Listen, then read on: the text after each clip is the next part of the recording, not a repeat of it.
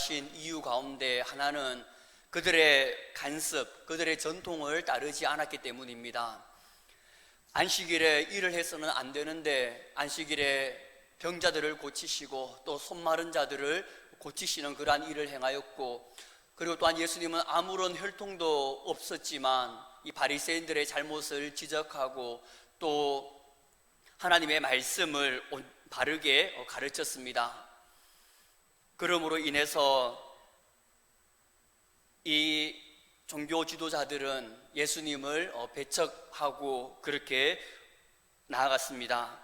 예수님은 그들의 간섭보다, 그들의 전통보다 영혼을 살리는 일을 더 중시하였고, 그리고 하나님의 나라의 일을 더 중시하였음을 우리가 볼 수 있습니다. 오늘 말씀도 예수님은 유대의 전통이 아니라 한 영혼을 살리시는 그러한 모습을 우리가 볼 수 있습니다. 유대인의 간섭은 남유다에서 북쪽 갈릴리로 갈 때 사마리아를 통과하지 않고 시간이 많이 걸리지만 사마리아를 우회해서 돌아가는 길을 택하였습니다. 지도를 보면 왼쪽으로 지중해를 따라서 그렇게 북쪽으로 갔다가 내려오곤 하였고, 아니면 오른쪽으로 요단강을 건너서 갈릴리로 갔다가 내려오곤 하였습니다. 왜냐하면 아수르가 북이스라엘을 점령하였을 때 혼합 정책을 사용하였기 때문입니다. 아수르는 자기의 백성들을 이 사마리아에 이주시켜서 그들의 이스라엘 백성들을 혼혈시켜서 그래서 나아갔기 때문에 이 혈통을 중요시하는 이 유대인들은 이 사마리아를 이방인처럼 취급하였고, 또 속된 말로 개처럼 그렇게 말하기도 하였던 것입니다. 이런 시대적 상황 속에서 예수님은 사마리아를 통과해야 되겠다라고 그렇게 또 전통을 무시하고 간섭을 무시하고 나아가는 모습을 볼 수가 있습니다. 1절 이하를 보면 예수님의 제자들이 세례를 많이 베풀게 되자 이제 예수님의 세력이 세례 요한의 세력보다 더 커졌음을 바리새인들이 알게 되었습니다. 그것을 예수님께서 간파하시고 난 다음에 그들의 시기와 또 그들의 질투를 벗어나기 위해서 유대에서 갈릴리로 그렇게 올라가고자 합니다. 그런데 4절에 보니까 예수님께서 갈릴리로 갈 때 사마리아를 통과하여야 하겠는지라 라고 그렇게 말하고 있습니다. 오늘을 보면 데이라는 그러한 동사를 사용하고 있는데, 이것은 반드시 사마리아를 지나서 가야 되겠다라는 그러한 강한 의지를 나타내는 단어입니다. 이 데이는 보면 신적인 당위성, 신적 필요성이라고 그렇게 이야기하고 있는데, 이것은 어떠한 특별한 목적을 이루기 위해서 반드시 걸어가야만 한다라는 그러한 뜻을 담고 있습니다. 우리가 잘 알고 있듯이 예수님께서 사마리아를 통과해서 가야만 되었던 그 이유는 한 영혼, 사마리아에 있는 그 수가성에 있는 한 여인을 구원하기 위해서임을 우리가 알 수 있습니다. 6절에 보면 예수님께서 유대에서 사마리아로 오랫동안 걸어서 갔기 때문에 피곤하여서 우물 곁에 앉으셨다라고 이렇게 말씀하고 있습니다. 여기서 앉다라는 그러한 동사는 현재 완료 시제로서 계속해서 앉아 계셨음을 말하고 있습니다. 그냥 너무 피곤해서 계속해서 앉아 있었던 것이 아니라 제자들이 먹을 것을 가지고 오는 것을 기다리고 앉아 있었던 것이 아니라 어떤 누군가를 기다리기 위해서 어떠한 목적이 있어서 계속 앉아 계셨음을 말하는 것입니다. 예수님은 사마리아의 그 한 비천한 여인을 만나기 위해서, 구원하기 위해서 사마리아 땅을 통과하여야만 하셨고, 그리고 또한 우물가의 곁에 앉아서 계속해서 기다리고 계셨던 것입니다. 제가 비천한 여인이라고 그렇게 말한 이유는 이 사마리아 여인이 6시에 우물가로 와서 우물물을 떠러 왔기 때문입니다. 신약 성경에 나오는 그 시간들은 로마 시간이기 때문에 거기에서 6시간을 더하면 우리나라 시각과 일치하게 됩니다. 그러므로 6시라고 하는 것은 낮 12시 정오를 의미합니다. 이 당시에 보면 낮 12시에는 40도를 오르락내리락 했기 때문에 보통 사람들은 집에 있지 밖으로 외출하지 않았습니다. 그럼에도 불구하고 이 12시가 되는 이때에 40도가 오르락내리락 하는 이때에 물을 기르러 왔다라고 하는 것은 많은 사람들로부터 그러한 멸시를 받거나 비난을 받는 그러한 자임을 알 수가 있습니다. 많은 사람들의 그 시선을 피해서 왔던 그 이유는 왕따이든지 아니면 죄인 취급을 당하였든지 여하튼 떳떳하게 남에게 드러내놓지 못하는 비천한 처지에 있었음을 말하고 있습니다. 그 증거로서 18절에 보면 예수님께서 그 여인에게 이렇게 이야기를 합니다. 과거에 네가 남편 5명이 있었고 또 지금 또 남자가 있지만 그 사람도 네 남편이 아니다라고 그렇게 이야기하는 모습들을 보아서 이 여인은 참 비천한 존재였고 참 불쌍한 그러한 존재였음을 알 수 있습니다. 그러한 여인을 구원하기 위해서 예수님께서는 사마리아를 통과하여야만 하였고 그리고 또한 우물가의 곁에서 오랫동안 그 여인을 기다리고 있었던 것입니다. 이 사건을 통해서 우리는 주님이 어떠한 신분여하에 상관없이 한 영혼을 참 사랑하시고 또한 한 영혼을 향한 그 열정, 그 구원하기 위한 그 열정이 참 대단함을 우리가 알 수 있습니다. 그것은 보면 우리를 통해서도 동일합니다. 우리도 참 보잘것없고 연약하지만 우리를 구원하기 위한 그 하나님의 그 크신 사랑을 우리가 다 알고 있듯이 비천한 나를 구원하시기 위한 하나님의 사랑, 그것이 보면 이 사마리아 여인에게도 동일하게 적용되었고 그리고 또한 많은 사람들에게 동일하게 그렇게 적용되었던 것입니다. 한 영혼을 향한 열정, 한 영혼을 향한 그 하나님의 그 사랑은 이곳뿐만이 아니라 성경의 여러 군데에서도 나옵니다. 특별히 한 예로 마가복음 5장에 보면 예수님께서 배를 타고 그라샤인 지방으로 갑니다. 약 40-50km 정도 떨어져 있는 그 거리를 배를 타고 그렇게 갑니다. 거기에서 보면 귀신 들린 한 사람을 만나게 되는데 그를 구원하기 위해서 돼지 2,000마리를 희생시킵니다. 그리고 난 다음에 다시 40-50km가 되는 그 가버나움으로 배를 타고 오는 모습을 보게 됩니다. 그 한 영혼을 구원하기 위해서 큰 태풍을 만나서 죽을 고비까지도 넘기시고 그리고 또한 돼지 2,000마리나 되는 그 엄청난 금액도 희생하시고 그리고 다시 40-50km가 되는 그 먼 거리를 다시 배로 왕복하는 그러한 예수님의 모습을 보면서 한 영혼을 향한 예수님의 그러한 열정, 한 영혼을 구원하기 위한 예수님의 열정을 우리가 볼 수가 있고 또 한 영혼을 너무나도 사랑하시는 그 예수님의 모습을 우리가 볼 수가 있습니다. 특별히 보면 이 한 영혼은 더러운 귀신 들린 그러한 자였기 때문에 어느 누구에게도 인정을 받지 못하고 그리고 참 비천한 존재였음을 보게 됩니다. 이 더러운 귀신 들린 이 사람과 사마리아 여인은 동일하게 참 비천하였고 사람들에게 인정받지 못하였고 불쌍한 존재였음을 보게 됩니다. 오늘 우리에게도 주님은 이러한 한 영혼, 그러한 한 영혼을 소중히 여기면서 그 영혼에 대한 열정, 구원하기 위한 그 열정을 우리에게 소유하라라고 말씀하고 있습니다. 하나님은 많은 영혼을 구원하기를 원하시지만 그러나 특별히 그 한 영혼을 먼저 구원하기를 원하십니다.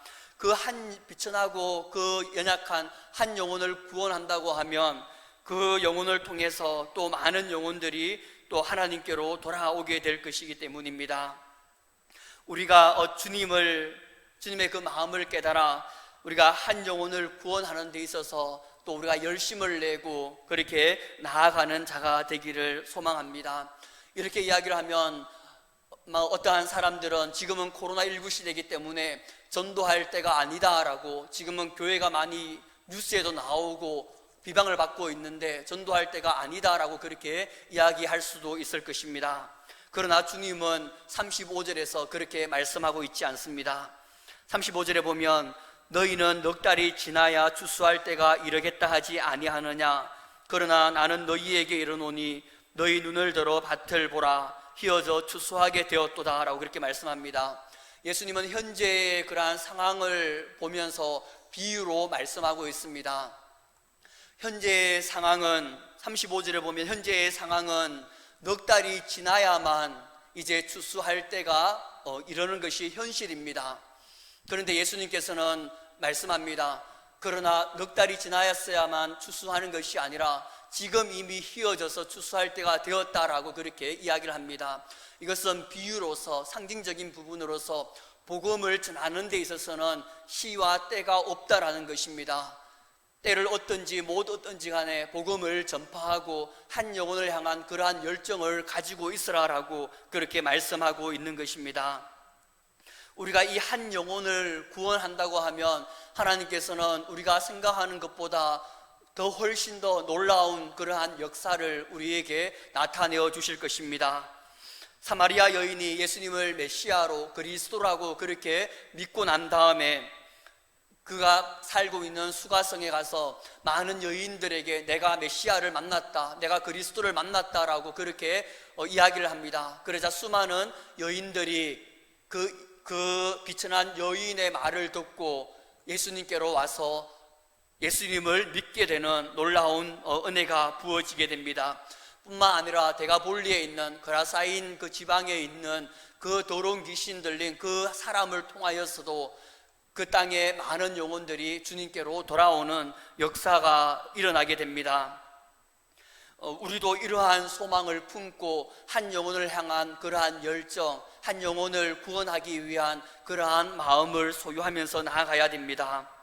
그렇게 나아갔을 때 우리가 생각하지도 못하는 그런 하나님의 능력이, 하나님의 기적이 우리 가운데 부어짐으로써 우리가 이 가운데서도, 코로나 이 상황 가운데서도 부흥을 경험하게 될 것입니다. 과거에 서울에서 중고등부 사역을 하였을 때 고위 학생 가운데 교회 잘 나오지 않는 그러한 한 남학생이 있었습니다. 그러던 가운데 농구를 하면서 그 아이와 좀 친해지고, 그래서 그 아이가 중고등부 9시 예배에 나오게 되었는데, 그 아이가 한 2달쯤 지나니까 자기 친구들 한 사람을 데리고 오는 것이었습니다. 그래서 나중에 한 몇 주가 지나니까 4명이나 부흥이 되었습니다. 원래 고의가 2명밖에 안 나오지 않았었는데 그 아이를 통해서 6명이나 되는 그러한 놀라운 은혜가 부어진 것입니다. 그 아이는 믿음도 아예 없었고, 그리고 또한 그 아이의 그 가정 형편도 부모님이 다 돌아가시고 할머니에게 양육받는 그러한 가정 형편이었고, 담배도 피우고 술도 마시는 그러한 아이였지만 그 아이 한 사람을 통해서 하나님은 놀라운 역사를 그렇게 나타내어 주셨던 것입니다. 동일하게 우리도 이 사마리아 여인처럼 데가볼리에 귀신 들린 이 자처럼 한 영혼을 통해 수많은 영혼들이 하나님께 돌아오는 것들을 우리가 소망하면서 우리도 한 영혼을 향한 그러한 열정, 다시 한번 한 영혼을 전도하기 위한 그러한 목표를 세우면서 우리가 나아가는 우리 모두가 되기를 주님의 이름으로 축복합니다. 또 한 영혼을 전도하는 데 힘쓸 뿐만이 아니라 이 영혼을 또한 한 영혼을 또한 양육하는 데도 우리가 힘쓰면서 나아가야 합니다. 사마리아 여인은 예수님을 처음에는 유대인이라고 그렇게 이야기를 하였다가 조금 더 지나고 난 다음 메시아 선지자라고 그렇게 이야기를 하고, 그리고 또 좀 더 지나고 난 다음에 그리스도라고 그렇게 고백을 합니다. 이 사마리아 여인은 예수님을 처음 본 순간 어떻게 유대인으로서 어떻게 천한 사마리아인 나에게 말을 건넵니까? 라고 그렇게 이야기를 하다가 예수님께서 자신의 과거를 다 알고 계시니까 당신은 선지자입니다 라고 그렇게 고백을 하였고, 또 나중에 예수님께서 예배에 대해서 말씀하시면서 내가 바로 그 메시아, 그 그리스도라라고 그렇게 이야기를 하니까 이 여인이 믿고 많은 사람들에게 복음을 전하면서 나아갔던 것입니다. 우리 모두도 예수님을 이렇게 인격적으로 더 만나고 내 믿음이 성장되기 위해서 또 우리가 몸부림칠 뿐만이 아니라 한 영혼, 믿음이 연약한 그 한 영혼을 바르게 세우는데 우리가 또한 모든 또 힘과 또 모든 노력들을 쏟아 부어야 함을 우리가 알 수가 있습니다. 그렇게 했었을 때 우리 교회가 더욱더 하나님 보시기에 아름다워지고 정말 믿음의 그러한 자들이 많이 일어남으로 말미암아 하나님께서 또 칭찬받으시고 또한 많은 사람들로부터 칭송받게 될 것입니다. 원래 제가 중학교 1학년 남자아이 반을 맡고 있는데 우리 반 가운데 김성령이라는 한 아이가 있습니다. 그 아이 이름이 성령입니다. 그 어머님과 함께 지금 살고 있는데 그 어머님이 소망하기로는 이 아이가 목회자가 되었으면 한다라는 이야기를 들었습니다. 그러나 지금 이 아이의 지금 상황은 교회에도 잘 나오지 않고 또한 자기를 가시하고 자신을 포장하는 그러한 아이임을 보게 됩니다. 토요일 날 교회에 나오라고 그렇게 꼭 나오라고 그렇게 이야기를 하면 나오겠다라고 그렇게 이야기하지만 결국은 나오지 않는 날이 더 많고 또 큐티를 하라고 일주일에 한두 번 얘기하더라도 대답은 하겠다면서 하더라도 더 많이 안 하는 부분들을 보게 됩니다. 그래서 원래는 우선적으로 이 아이 한 영혼을 바라보면서 먼저 9시에 나오도록 그렇게 하는 것이고 또한 이 아이가 큐티를 스스로 할 수 있도록 그렇게 하고자 제 많은 시간과 또 물질과 노력과 기도로서 이 아이를 한번 양육해 보고자 합니다. 왜냐하면 믿음은 들음에서 나고 들음은 그리스도의 말씀으로 말미암는다고 하였기 때문에 아이의 믿음이 자라기 위해서는 항상 말씀을 많이 듣고 말씀을 많이 보도록 그렇게 해야 되는 것입니다. 사랑하는 성도 여러분, 우리 주변에는 나보다 믿음이 연약한 성도들이 참 많이 있습니다. 수요 예배도 나오지 않는 그러한 성도들도 참 많이 있을 것인데 우리 가운데 있는 나보다 믿음이 연약한 그러한 한 사람을 우리가 선택해서 주일 예배에 가끔씩 빠진다고 한다면 주일 예배에 빠지지 않도록 그렇게 기도하면서 건면하면서 나아가길 원하고 수요 예배에 나오지 않는다고 한다면 수요 예배에 나오도록 그렇게 건면하고 또 하루에 새벽 기도를 드리는 것이 아니라 하루에 첫 시간 그냥 일어나서 하나님께 먼저 기도하고 말씀 한 장을 보면서 그렇게 나아가라라고 그렇게 건면을 한다든지 아니면 큐티를 하라라고 그렇게 건면하면서 함께 그렇게 나아감으로 말미암아 나를 통해서 그 나보다 믿음이 연약한 그 자가 보면 말씀을 좀 더 듣고 말씀을 좀 더 읽도록 그렇게 인도한다면 우리 교회 가운데 좀 더 믿음이 좀 더 성장되어지고 그리고 하나님 보시기에도 우리 교회를 보면서 참 기뻐하실 거라라는 그러한 생각을 해보았습니다. 그러므로 우리가 부족하고 연약하지만 한 영혼을 향한 그러한 우리의 열정과 함께 또 한 영혼을 바르게 세워나가기 위해서 우리가 몸부림치길 바랍니다. 그래서 우리 한 사람 한 사람을 통해서 하나님의 영광이 드러나고 하나님의 몸된 교회가 조금씩 세워져 나가는 그러한 우리가 되기를 주님의 이름으로 축복합니다. 마지막으로 주님이 주시는 그러한 생명의 그 생수를 우리가 끊임없이 마셔야 되고 또한 그것들을 많은 사람들에게 흘러보내야 됨을 보게 됩니다. 13절에서 14절 말씀을 보면 예수께서 대답하여 이르시되 이 물을 마시는 자마다 다시 목마르려니와 내가 주는 물을 마시는 자는 영원히 목마르지 아니하리니 내가 주는 물은 그 속에서 영생하도록 솟아나는 샘물이 되리라라고 이렇게 말씀하고 있습니다. 우리의 목마름은 육적인 목마름과 영적인 목마름 이 두 가지입니다. 그러나 사마리아 여인은 계속해서 육적인 목마름에 대해서 이야기를 합니다. 반대로 예수님은 계속해서 영적인 목마름에 대해서 말하고 있는 모습을 우리가 볼 수가 있습니다. 예수님은 자신이 곧 영원히 목마르지 않는 샘물이기 때문에 자신을 믿으면 영생하도록 솟아나는 샘물을 마시게 되리라라고 그렇게 말씀합니다.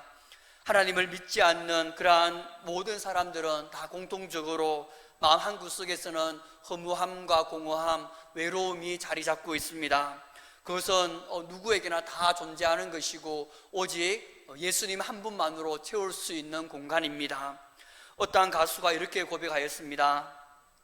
무대에서 힘이 들지만 그러나 팬들의 그러한 박수갈채와 또 한호성을 들으면 엄청난 에너지를 받아 힘이 된다라고 그렇게 말하면서도 그것은 한순간의 그러한 만족감이지 그 공연이 끝나고 난 다음에 텅 빈 객석을 보면 힘이 빠져서 공허함 가운데 울고 싶어진다라고 그렇게 말한 그러한 가수가 있습니다. 그 가수뿐만이 아니라 많은 가수들이 그러한 공허함을 또 느꼈을 것이고, 또한 하나님을 믿지 않는 많은 사람들은 자신의 목표를 위해서 열심히 달려가지만 그 마음 한켠에서는 공허함과 허무함 또 외로움이 그들에게 있는 것입니다.